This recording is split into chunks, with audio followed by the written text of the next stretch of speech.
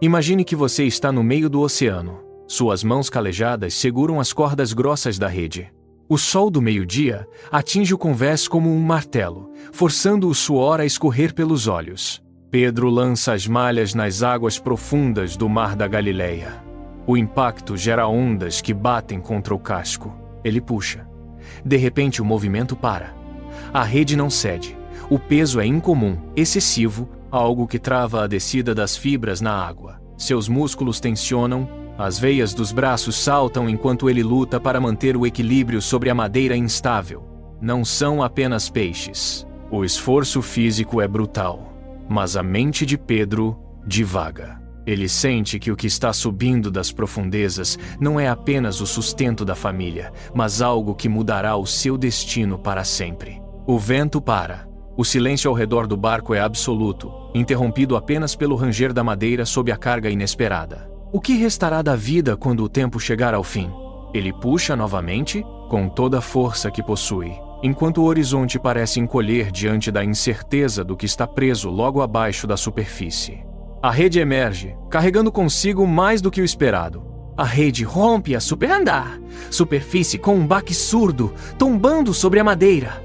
Pedro desfaz os nós das cordas. O conteúdo se espalha pelo convés em um amontoado caótico.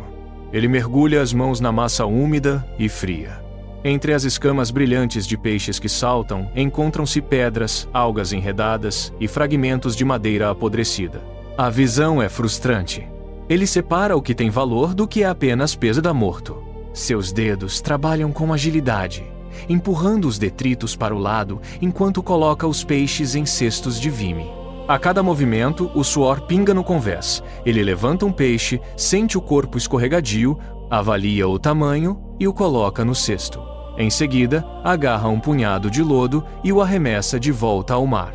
O ciclo se repete. Ele se inclina, estica as costas, sente a dor muscular, mas não para. A pilha diminui lentamente enquanto ele limpa o convés.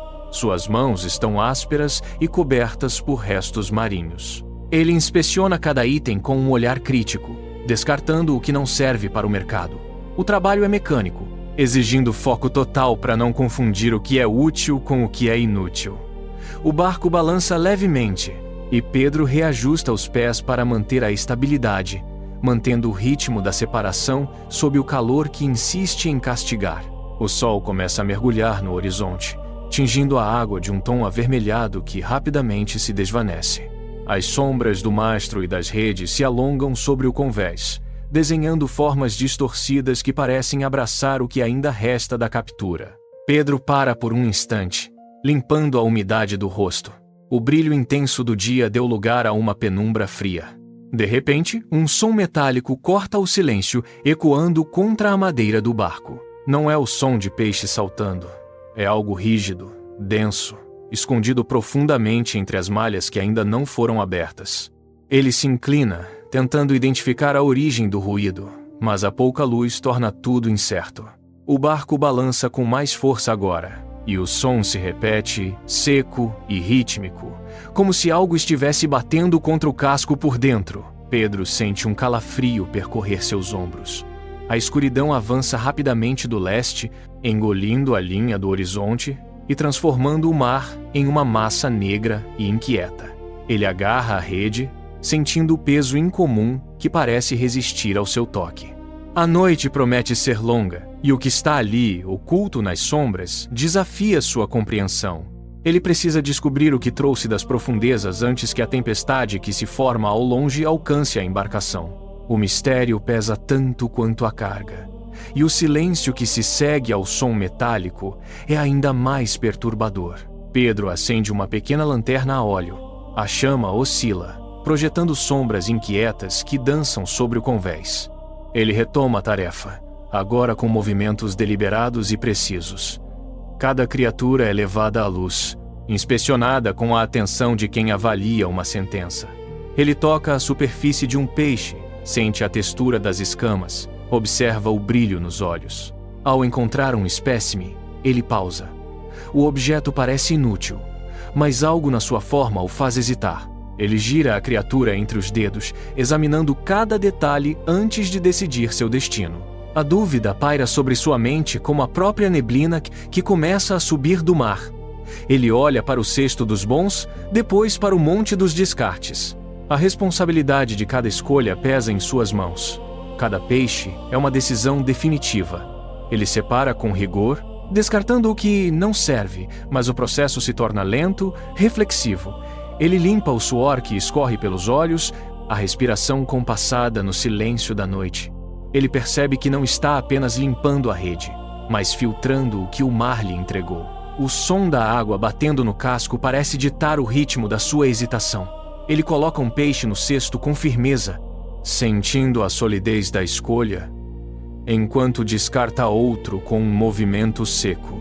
A precisão cirúrgica de seus dedos revela uma crescente consciência sobre o valor do que permanece e a necessidade de deixar o que é inútil para trás. O vento subitamente ganha força, uivando entre as cordas e fazendo o mastro ranger sob a pressão. O barco inclina-se bruscamente, jogando Pedro contra a amurada enquanto a rede desliza pelo convés. Ele se firma com as pernas, mantendo o equilíbrio, enquanto o mar se torna uma sucessão de ondas que batem com violência contra o casco. As nuvens no horizonte fecham-se em um bloco compacto de chumbo, ocultando qualquer rastro de luz. O tempo se esgota. Pedro sente o suor frio escorrer pelas têmporas, misturando-se à água salgada que o vento espalha pelo ar. Ele precisa terminar a triagem agora, antes que a tempestade engula a embarcação. Seus dedos trabalham com uma pressa frenética, separando o que é útil daquilo que deve ser lançado ao mar. A cada movimento, o barco balança de forma mais errática, tornando a tarefa um desafio de resistência física. Ele olha para o céu, onde relâmpagos distantes iluminam a crista das ondas com um brilho pálido e ameaçador. A pressão sobre seu peito aumenta, o ar torna-se pesado e carregado com a umidade da tormenta. Ele não pode parar. O ritmo cardíaco acelera em sincronia com o bater das ondas. Ele agarra os peixes restantes, avaliando-os em segundos, arremessando os detritos de volta às águas agitadas enquanto a chuva começa a cair em gotas grossas e pesadas, golpeando a madeira como se quisesse apagar qualquer sinal de seu trabalho. O barco estala sob a pressão das ondas. Pedro avança sobre o monte restante. Seus dedos encontram um espécime final, uma criatura que se contorce e trava as nadadeiras contra a madeira do convés. Ele tenta agarrá-lo, mas o animal escorrega, resistindo à separação. Pedro trava os músculos, pressiona o corpo contra o casco e finalmente o captura com firmeza. Ele levanta a criatura no ar, observando o brilho opaco que não pertence aos peixes do cesto. Com um movimento seco, ele lança o espécime de volta ao mar. O peixe desaparece na espuma negra. Nesse instante, o silêncio parece dominar o convés. Apesar do uivo do vento, Pedro congela. Um frio percorre sua espinha ao compreender a natureza do que acaba de descartar. Não é apenas uma triagem de rede. É uma separação irrevogável. Ele olha para as mãos vazias, trêmulas, e percebe que o que foi lançado ao mar nunca mais retornará. A clareza do descarte o atinge como um choque físico. Ele solta um suspiro curto, sentindo o peso da realidade. Cada escolha feita ali, entre a vida e o descarte, reflete uma sentença definitiva. Ele se levanta, o convés ainda balança, mas sua mente agora está focada na imensidão do que foi decidido. O porto está próximo, mas o peso do que ficou para trás é o que realmente define a sua jornada. A chuva chicoteia o convés, mas Pedro permanece imóvel. A parábola ganha vida diante de seus olhos.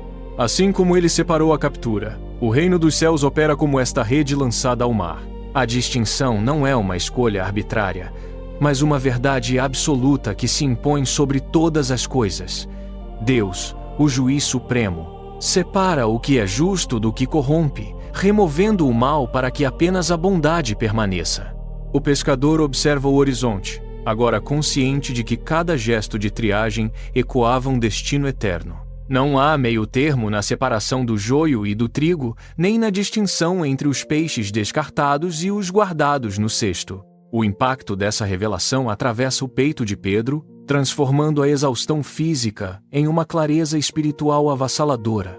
Ele entende agora que a justiça divina é uma linha divisória inegociável. Aqueles que escolheram o caminho do bem são preservados, enquanto os que se perderam na escuridão do egoísmo arzito lançados de volta ao abismo. O mar, antes apenas uma fonte de sustento, torna-se o espelho de um julgamento final iminente.